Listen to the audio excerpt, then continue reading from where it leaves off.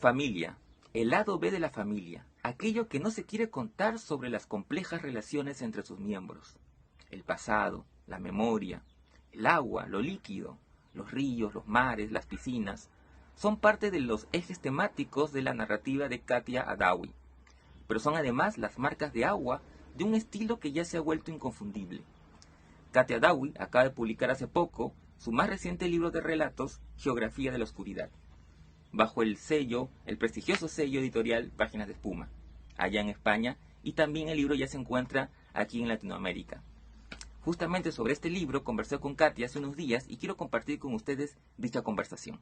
Pero antes, quiero recordarles, sigamos leyendo. Las librerías vienen funcionando de manera presencial y también en modo delivery.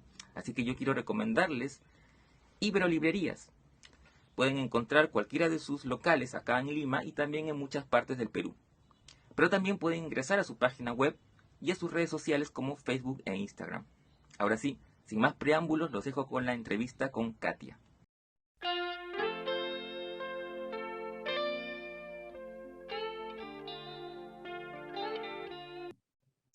Hola Katia, ¿cómo estás? Gracias por tu tiempo, por permitirnos conversar sobre tu más reciente libro, Geografía de la Oscuridad, que acaba de ser publicado por Páginas de Espuma en España y ya también aquí por Latinoamérica. ¿Cómo estás, Katia? Siempre es un placer conversar contigo.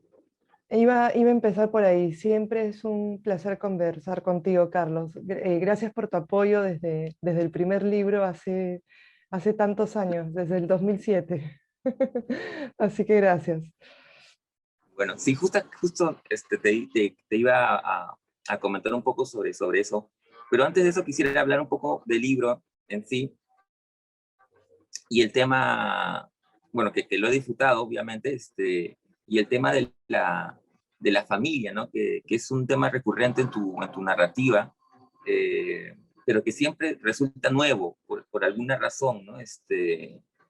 Eh, y lo que a mí me encanta de cómo tú abordas el tema es que, eh, digamos, tú nos muestras lo que yo podría llamar el lado B de la familia, ¿no? Es decir, uno tiene la idea esta que nos vende desde las ciencias sociales, de la familia como la unidad principal de la sociedad, ¿no? Y esta onda idílica que también se tiene respecto a la paternidad o a la maternidad, cuando en realidad, pues, hay muchas cosas más alrededor, ¿no?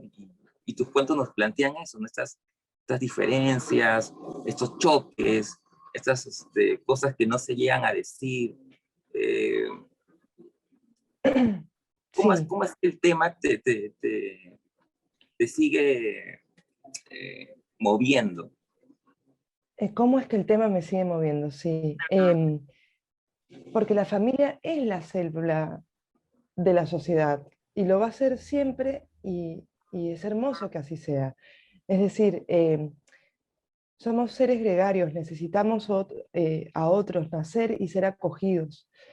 Eh, y a veces también uno es expulsado, una es expulsada de este vínculo primario de amor y desencuentro. Entonces, ¿cómo no volver a un tema que nos atañe a todos, vengamos de donde vengamos, ¿no? Eh, es imposible no tener una familia, es imposible, no lo podemos concebir, pero incluso en el peor de los casos, se tiene una familia, es decir, un circuito de amigos, un circuito de vecinos, eh, un compañero, una compañera, alguien, ¿no? Dos son familias ya.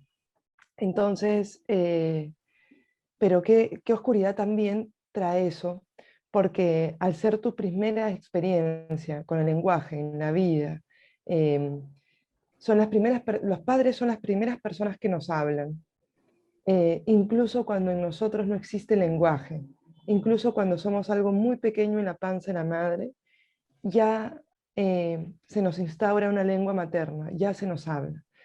Eh, y durante nuestra vida, durante nuestra adolescencia, durante nuestra pubertad, incluso en nuestra propia vejez, amparada en la vejez de nuestros padres, se nos seguirá hablando. Y en ese hablar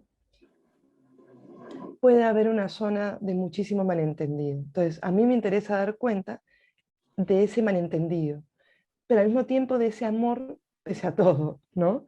Entonces, como que iluminar ciertas zonas de esa relación que existe en el conflicto, y eso es innegable. Es verdad, eso de ciertas malinterpretaciones o ciertas cosas que uno desconoce y que de alguna manera cimentan, pueden cimentar ciertos conflictos, ¿no? O sea, mientras hablabas eso, me acordé de un cuento en el que el protagonista es un chico que va a visitar a su tío, ¿no? Con la premisa de justamente hacerle una pregunta sobre algo, ¿no? Que él cree que es importante, ¿no? Que uno imagina que tiene que ver algo con la familia, con su padre, porque la presencia del padre está ahí en el cuento flotando, ¿no? Ahora, hablando de eso, de estas de cosas ocultas, digamos, pensaba que también otro tema, otra vertiente que también es recurrente en tu obra es la memoria, o cómo tratas tú la memoria, ¿no?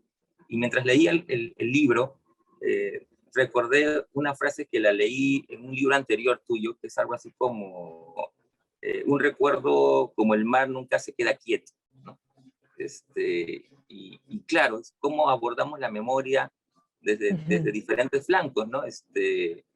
Porque justamente leía un cuento en este libro nuevo donde el personaje protagónico le pregunta a alguien que ha conocido a su padre y el padre le cuenta una anécdota sobre el perro del padre, ¿no? Sobre un perro boxer, ¿no?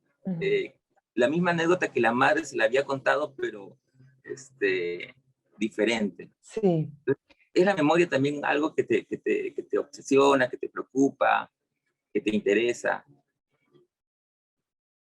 es mi absoluta obsesión. Eh, pero porque creo que para poder seguir vivos hay que olvidar. Eh, eh, Pensaba en Rosa Montero y en la ridícula idea de volver a vernos, cuando da cuenta del amor de Mary por Pierre Curie. Ella ha visto que Pierre Curie muere atropellado por un coche de caballos y ella recoge un pañuelo ensangrentado con restos del cerebro del marido y lo guarda y lo conserva porque esa sangre, esa mierda es lo último que conserva de él, los esfínteres, los restos. Y después de un tiempo dice, está llegando el maldito olvido. Va a olvidar pese a todos sus intentos por recordar al ser amado. Y yo pienso mucho en eso cuando escribo. La memoria es preciosa y para mí tiene una capacidad acuosa. Y pienso mucho en el agua también, ¿no? El agua va a agarrar la forma del objeto que la contiene, ¿no? Un vaso, una jarra, un niño que hace esto en un charco el agua va a tomar la forma del ducto nasal, digamos. Y así es la memoria, es un capricho. Nadie va a recordar la misma historia igual, ni siquiera dos personas que han visto el mismo hecho al mismo tiempo. Entonces es una mentira absoluta. Eh, y siempre, como en mis talleres, yo digo, donde falle la memoria, entra la imaginación.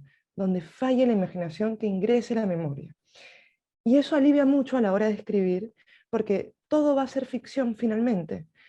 Partes de una anécdota familiar y para que sea literaria, haces que trascienda la anécdota y la haces trascender a través del lenguaje y a través bueno, de una técnica de los signos de puntuación, pero también del corazón, ¿no? Entonces, la memoria para mí es un capricho al que le rindo homenaje en cada texto que escribo, que por supuesto están atravesados por mucha sedimentación autobiográfica, pero también están atravesados por cosas que he escuchado, vivencias ajenas. Entonces no solo es mi memoria, sino como yo lo recordé caprichosamente. Claro, ahora que mencionabas eso, recuerdo que en alguna oportunidad dijiste, o me pareció, no sé, eh, que tú la experiencia la transformabas en una experiencia textual, digamos, ¿no? A partir justamente del lenguaje, que es otra de tus características. Y ahora que mencionábamos, o que tú mencionabas tu primer libro, que es cuando más o menos nos conocimos, eh, pensaba en que de alguna manera, no sé, yo en realidad se me están juntando dos preguntas que quería hacerte en una. Así que voy a dejar un poco de lado lo de tu primer libro, porque eso quería preguntarte sobre otra cosa. Pero sí, el tema del Sí, lenguaje, creo que es muy importante a la hora de escribir para ti. Es decir, incluso me animaría a arriesgarme a decir que un poco más que la misma anécdota o la misma trama, es el lenguaje en el que creo que a partir de ahí articulas un relato. sí. Yo también lo puedo decir o sea, yo dudo mucho, pero sobre eso no tengo dudas. Eh, la memoria, el lenguaje, son obsesiones para mí. Eh, y yo creo que tiene que ver también porque he llegado a una edad en que solo quiero leer libros en los que salgo atravesada por el lenguaje. Entonces yo quiero escribir así, que el lenguaje arrastre el conflicto, arrastre la trama. Quería un libro con trama, pero que la trama esté dada por el lenguaje. Eh, un lenguaje explosivo cuando el cuento alcanza una zona de felicidad, un lenguaje frío cuando hay un desencuentro. Eh, todo está, digamos, calculado y pensado para que el lenguaje sea el protagonista. Porque a mí me interesa, para mí lo literario tiene que ver de todas maneras por complejizar el lenguaje. La vida es tremendamente difícil y compleja, ¿no? Freud. He sido un hombre afortunado, en la vida nada me ha sido fácil. Y yo pienso eso no solo en mi propia vida, sino de mi propia escritura. Soy una mujer afortunada, en mi lenguaje nada me ha sido dado. Es una búsqueda absoluta para mí, y además placentera, porque digo, me voy a dar el tiempo de ser inteligente, de ser sensible, es una preocupación para mí dar lo mejor de mí en cada libro que escribo y al que le dedico todo lo que soy, ¿no? Entonces me preocupa muchísimo eh, cuidar eso, porque es nuestra forma de acercarnos al otro. Cuidar el lenguaje es cuidar al otro también, cuidar a los lectores y a las lectoras. Uh-huh. Sí, de hecho, leerte, eh, uno descubre o uno crea advertir justamente a través del trabajo del lenguaje, cierto lirismo, ¿no? Porque hay momentos en que tu prosa tiene un eco poético, que incluso me hace pensar en algo que decía Montalbetti, sobre justamente la poesía, ¿no? Él decía, para él la poesía es hacerle algo al lenguaje, ¿no? Y yo cuando leo tus textos siento esa misma sensación. Sí, sí. Eh, mi trabajo es ese. Eh, jugar con... siempre tengo como estas voces que me dicen, ¿no? Pero no es mi frase, es de Nietzsche. Hay que jugar con la seriedad con la que juegan los niños, ¿no? Eh, y yo juego con el lenguaje, digamos, con esa seriedad, pero antes que seriedad está el juego, ¿no? La paso bien, de verdad que la paso bien. Uh-huh. Ahora, ahora que hablamos digamos, de ciertas huellas o recurrencias, o marcas, eh, pienso y ahora que tú mencionabas hace un rato lo acuoso, ¿no? Pienso en el agua como un elemento también Ujú, muy presente en tu narrativa, ¿no? ujú, El mar, las piscinas, ¿no? Eh, muchos de tus personajes nadan, por ejemplo, ¿no? Y también corren, que es otra cosa que también he ujú, notado, ¿no? ujú. Hay un personaje, perdón, un cuento que se llama justamente Correr, ¿no? Eh, que también me hizo pensar en otra obra tuya, en tu novela, ¿no? Donde también el personaje, alguien que recuerda corriendo de niña, es más compitiendo, si la memoria no me falla. Sí, el agua. Sí, el agua es otra marca de agua en mi escritura. Y me pasa que yo no lucho contra lo que soy, ¿no? Y yo soy una tipa de agua salada. He nacido con el Pacífico clavado en la garganta. 24 años de mi vida en Pueblo Libre, siempre olía a mar, aunque no viera el mar. El mar era algo que yo inventaba desde la azotea de mi casa. En días sin bruma, sin neblina, yo podía subirme a la azotea y ver un filón del mar. Cuando descubrí que lo podía ver, iba mucho allí a ver si lo capto otra vez. Y lo vi muy pocas veces desde mi azotea en Pueblo Libre. Pero en este libro hay ríos, hay acequias, hay una cosa de Puquio, porque me interesaba las aguas subterráneas, ¿no? Así como en Aquí hay icebergs, me interesaba lo que no se ve, que lo que no se ve es mucho más dañino que lo que se ve, ¿no? Eh, Viste que también en Aquí hay icebergs se dice eh, un tsunami causa más daño en tierra que en el mar, ¿no? Entonces, todas estas imágenes de agua eh, me hacen pensar en el origen de nuestra propia vida, ¿no? Todos venimos del mar y también venimos de forma ineludible de un vientre materno que es acuoso, ¿no? Eh, Placenta viene de placentero, ¿no? O sea, o placentero más bien, perdóname, viene de placenta, ¿no? De ese lugar en el que estábamos, éramos nutricios, abrigados, ya se nos inventaba un nombre, ¿no? Ya se nos cantaba o no, o lo contrario. Entonces, para mí el agua es este río subterráneo que hace fluir el texto. Cuando escribimos ingresamos un estado de fluido, de fluidez. Entonces, el agua va a estar siempre presente en cada cuento o algo líquido, ¿no? Aunque no haya algo tan claro como un vaso de agua, un río, un mar, una sequía, hay una cosa fluyente de la que trato de dar cuenta en cada uno de los textos que escribo. Ujú.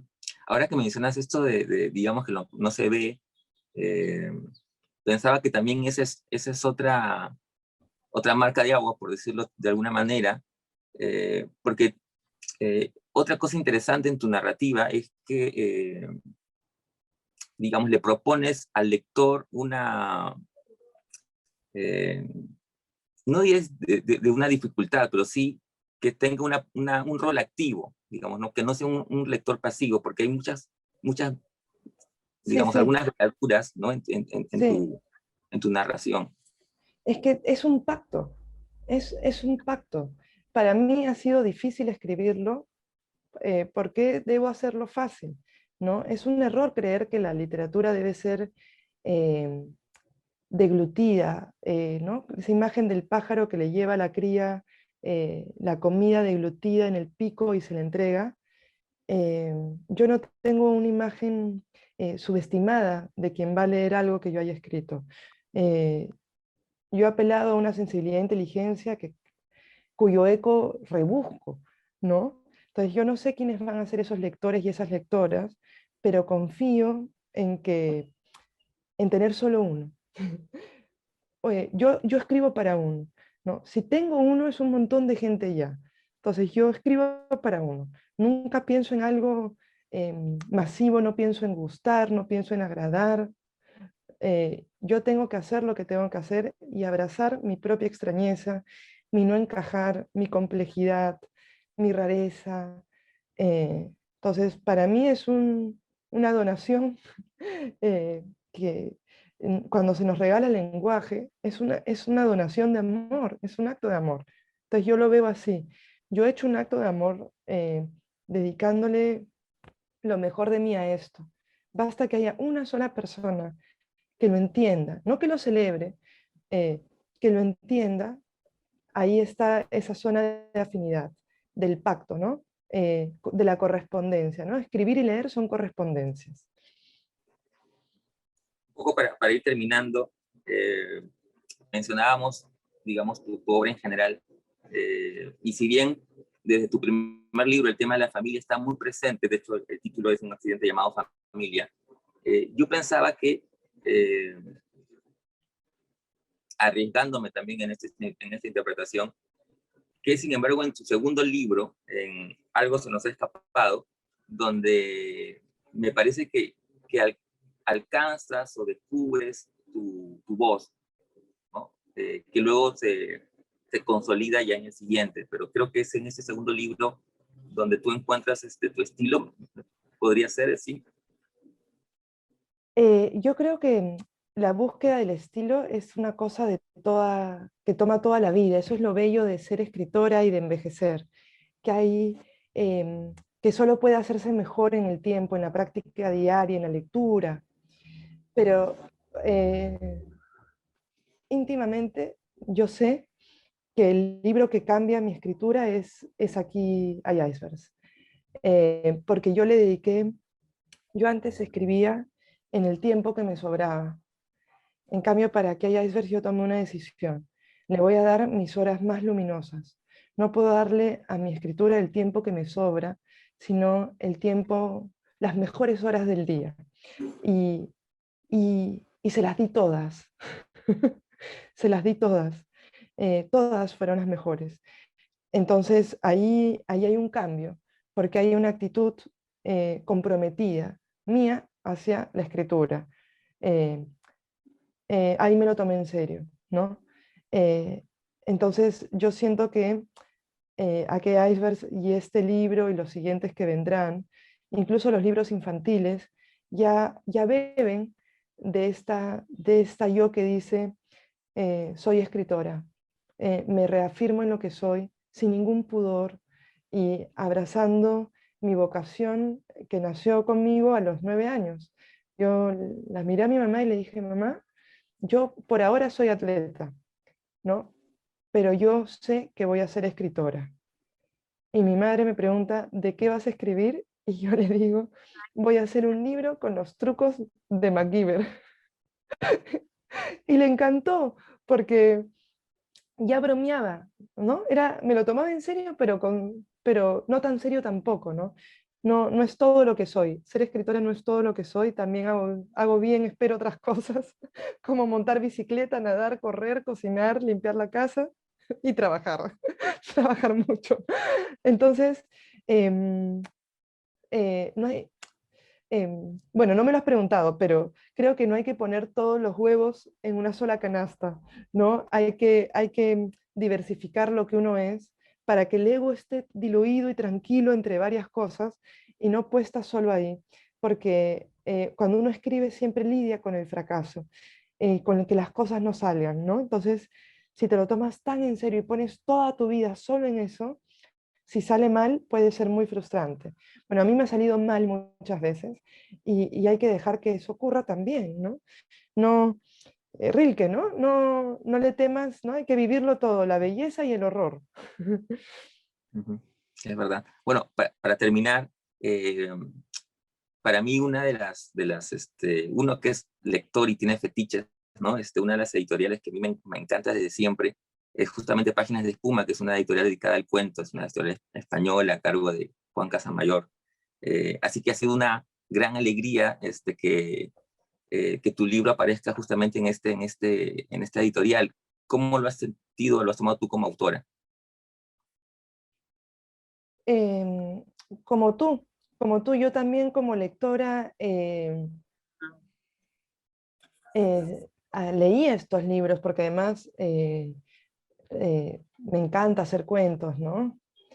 Entonces, cuando Juan me dice, quiero que escribas un libro, que me interesa mucho tu literatura, eh, eh, es muy lindo porque por un lado es algo que has querido siempre, pero por el otro sabes que hay que seguir escribiendo, que es un paso más en el camino, ¿no? Entonces me lo tomo así, con tranquilidad, con humildad, con alegría. Bueno, ahora seguir, ¿no? De hecho ya estoy en otra cosa. Eh, eh, un libro existe para que exista el otro, ¿no? Es un camino que ojalá sea cualitativo, digamos. Entonces lo tomo con profunda alegría y con profunda movilización hacia, hacia lo siguiente que escriba. Gracias, Katy. Ha sido un placer, como siempre, conversar contigo. Gracias a ti, Carlos. Un abrazo grande y que siga todo bien.